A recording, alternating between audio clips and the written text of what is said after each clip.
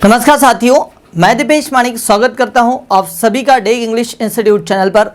साथियों, पिछले वीडियो में आप सभी ने टेंस के कॉन्सेप्ट को समझा। जैसे कि मैंने आपको बताया था कि अगर आपने कॉन्सेप्ट को समझ लिया तो कभी आपको टेंस रट्टा मारने की आवश्यकता नहीं होगी और कभी दोबारा आपको टेंस पढ़ने की आवश्यकता नहीं होगी। तो आई होप आपको वो वीडियो ज़रूर समझ में आया होगा गाइस। तो अभी हम लोग डिटेल में देखते हैं। सबसे पहला टेंस जो होता है आपका सिंपल टेंस। अब सिंपल टेंस की बात की जाए गाइस तो सिंपल टेंस जो होता है वो उसके भी तीन भाग होंगे, प्रेजेंट, पास्ट एंड फ्यूचर। तीन भाग होंगे गाइस इसके, present simple, past simple and future simple. Present simple की अगर बात करूं तो इसकी हेल्पिंग ऑफ होगी डू एंड डज।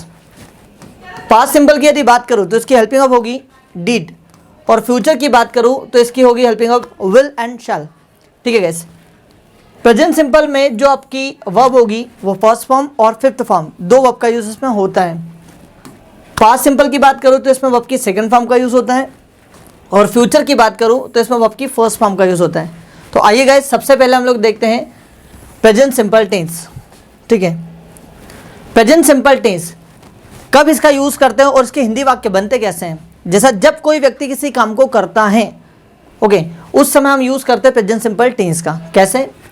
कोई व्यक्ति किसी काम को करता है, जैसे मैंने कहा वह इंग्लिश बोलता है, मैं खंडवा में रहता हूँ, वह इंदौर में रहता है, आप मुझे जानते हैं, मैं आपको जानता हूँ, मेरा भाई इंदौर में नौकरी करता है, वह हमेशा झूठ बोलता है, वे कभी कभी लेट आते हैं, पक्षी आकाश में उड़ते हैं, हम लोगों की मदद करते हैं, तारे आकाश में टिमटिमाते हैं, मछली पानी में तैरती हैं, वह रोज पढ़ाई करता है। तो आपने देखा गाइस कि कोई व्यक्ति किसी काम को करता है।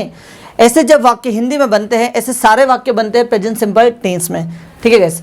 अब प्रेजेंट सिंपल टेंस की जो हेल्पिंग ऑफ होती है डू और डज, हेल्पिंग ऑफ डू और डज का यूज कहाँ कहाँ करेंगे वो पूरा डिटेल में हम लोग देखेंगे। ठीक है। अब फॉर्म्स ऑफ वर्ब, इसमें वर्ब की कौन सी फॉर्म आती है पहले ये भी देख लेते हैं। प्रेजेंट सिंपल में गाइस वर्ब की दो फॉर्म आती है, एक तो फर्स्ट फॉर्म, दूसरा फिफ्थ फॉर्म।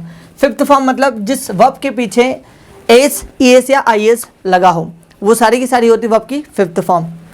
और एक और बात गाइस, पूरी इंग्लिश में वर्ब की फिफ्थ फॉर्म का यूज सिर्फ और सिर्फ प्रेजेंट सिंपल टेंस, मतलब जो टेंस अभी हम पढ़ रहे हैं सिर्फ और सिर्फ इसी में होता है, इसके अलावा कहीं और नहीं होता है। ठीक है, वो भी सिर्फ पॉजिटिव वाक्य बनाते समय। नेक्स्ट है गाइस आपका, कहाँ लगाए डू और कहाँ लगाए डस, और कहाँ लगाए वर्ब की फर्स्ट फॉर्म और कहाँ लगाए वर्ब की फिफ्थ फॉर्म। सबसे पहले ये देखते हैं कि वर्ब की फर्स्ट फॉर्म और फिफ्थ फॉर्म का यूज कहाँ करें।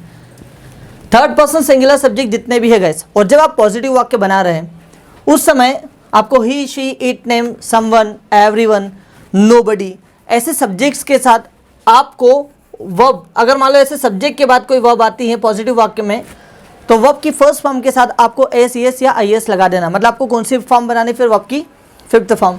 नेक्स्ट है गाइस आपका, थर्ड पर्सन सिंगुलर सब्जेक्ट को छोड़कर जितने भी सब्जेक्ट आपके बचते हैं, जैसे आई, वी, यू, दे, एक से अधिक नेम्स, ओके, इन सभी के साथ आप यूज करेंगे वर्ब की फर्स्ट फॉर्म।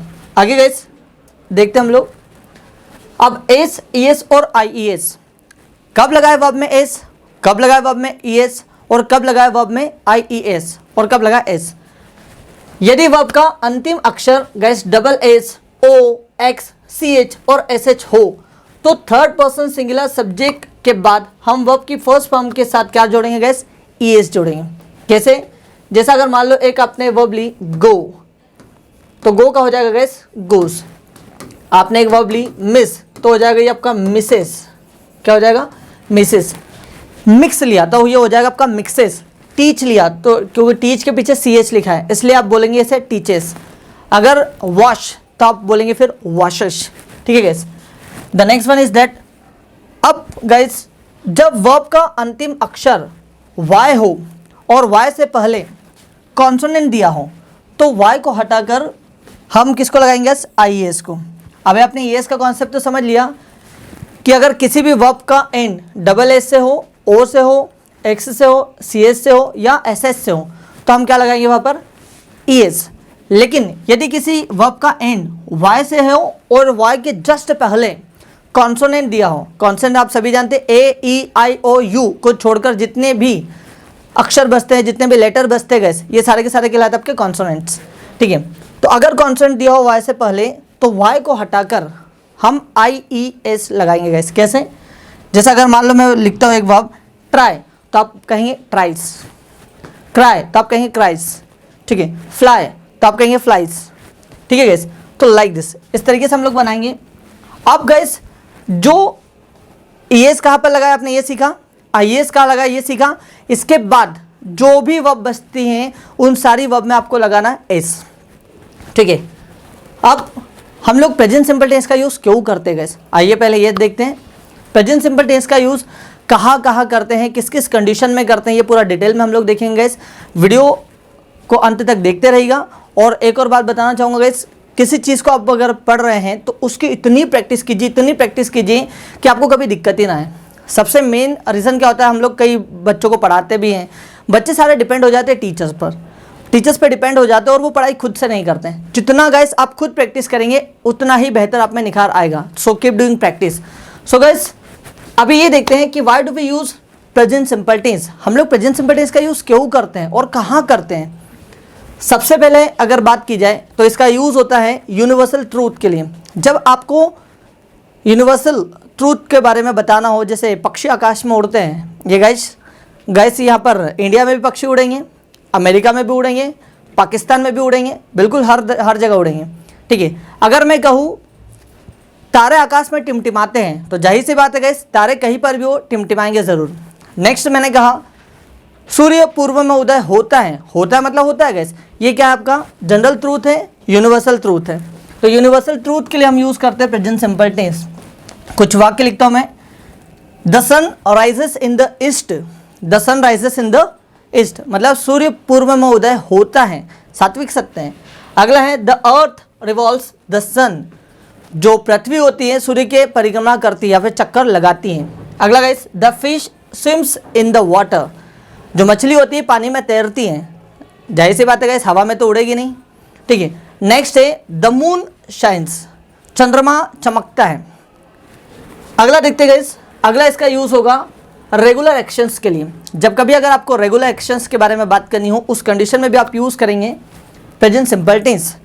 कुछ वाक्य देखते हैं, my father gets up at 5 AM। Okay guys, मेरे पिताजी सुबह 5 बजे उठते हैं, ये उनकी रेगुलर एक्शन है गाइस, वो हमेशा 5 बजे उठते हैं मतलब उठते हैं। अगला है I go to coaching at 7:55 AM मतलब मैं 7:55 को कोचिंग जाता हूँ, ये मेरी क्या है रेगुलर एक्शन है गाइस। अगला है ही स्टडीज डेली, वह रोज पढ़ाई करता है, ये क्या उसकी रेगुलर एक्शन है। अगला my sister goes to temple every day, मेरी बहन रोज मंदिर जाती है, ये उसकी रेगुलर एक्शन है। अगला इसका यूज़ कहाँ करते हैं ये देखिए, अगला हम लोग इसका यूज़ करते हैं हैबिट्स बताने के लिए। जब कभी आपको आदतों को शो करना होता है तब भी आप यूज़ करते हैं प्रेजेंट सिंपल टेंस। कैसे? जैसे शी कम्स लेट डेली, वह रोज लेट आती है, ये उसकी आदत में शुमार हो गया है। The next one is that she choose tobacco in the class, वह कक्षा में तंबाकू चबाता है, गलत आदत नहीं करना चाहिए। He sleeps very late in the night, वह रात में बहुत लेट सोता है, ये क्या होगी गाइस उसकी आदत हो गई। अगला देखते हैं, they eat rice in the evening daily, वे रोज शाम में चावल खाते हैं, चावल खाने की उनकी अब आदत हो गई। ही ऑलवेज मेक्स एक्सक्यूजेस, वह हमेशा बहाने बनाता है, ये उसकी आदत हो गई। ही ऑलवेज स्पीक्स लाई, वह हमेशा झूठ बोलता है, आदत हो गई है, ठीक है। अगला देखते हैं,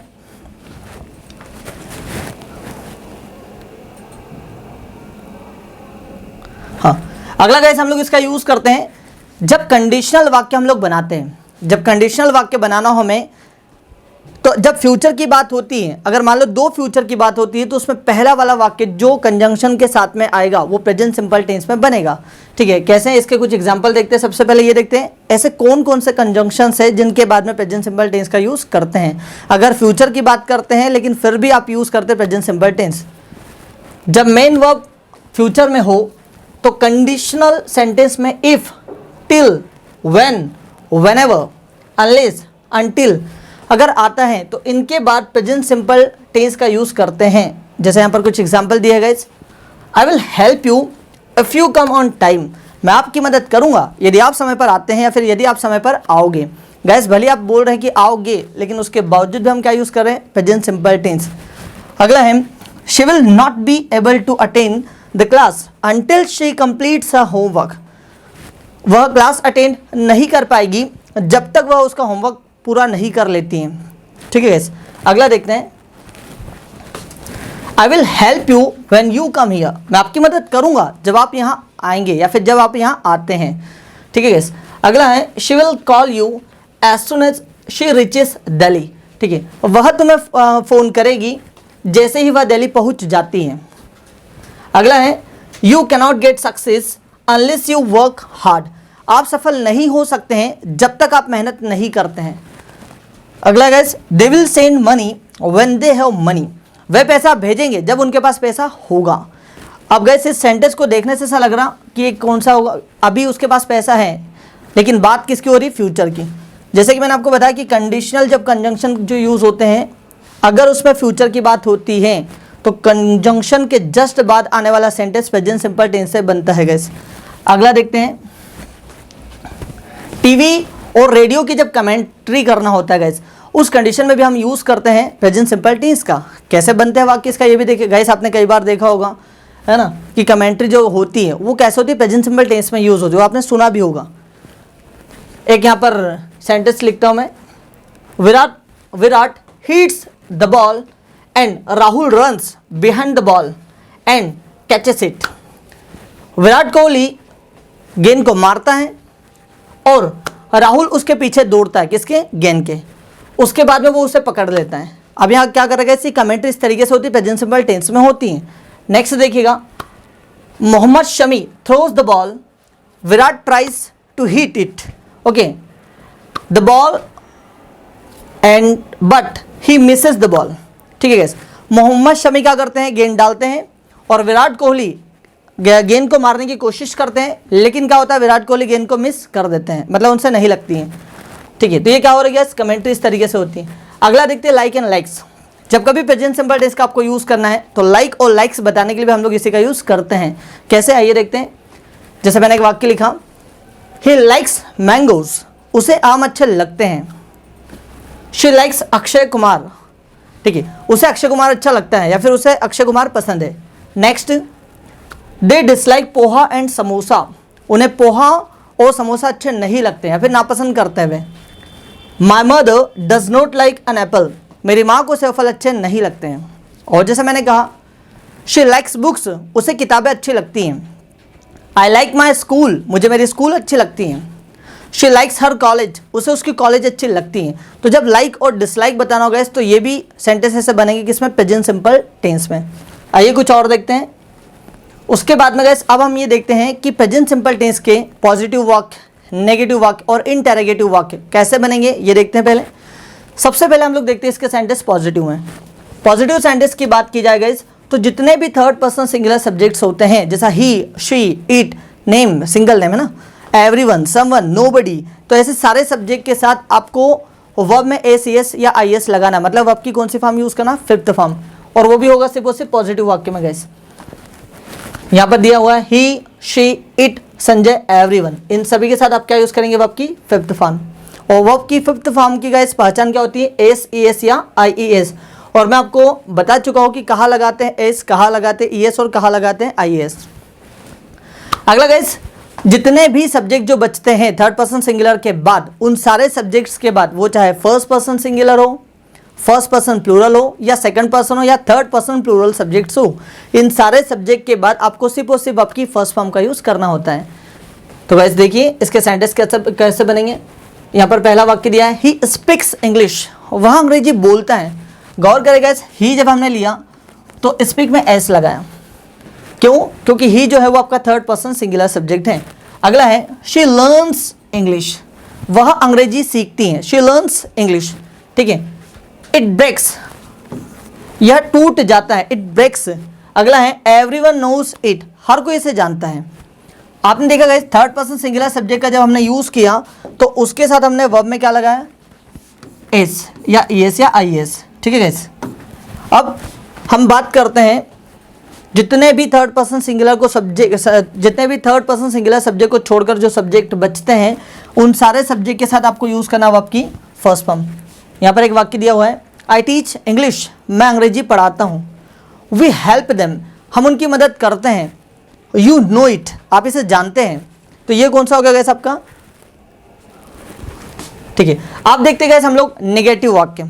नेगेटिव वाक्य कैसे बनते हैं? नेगेटिव वाक्य बनाते समय गैस आपको डू और डस, मतलब हेल्पिंग ऑफ डू और डस का यूज करना होगा। कहाँ लगाएंगे डू और कहाँ लगाएंगे डस? आइए देखते हैं।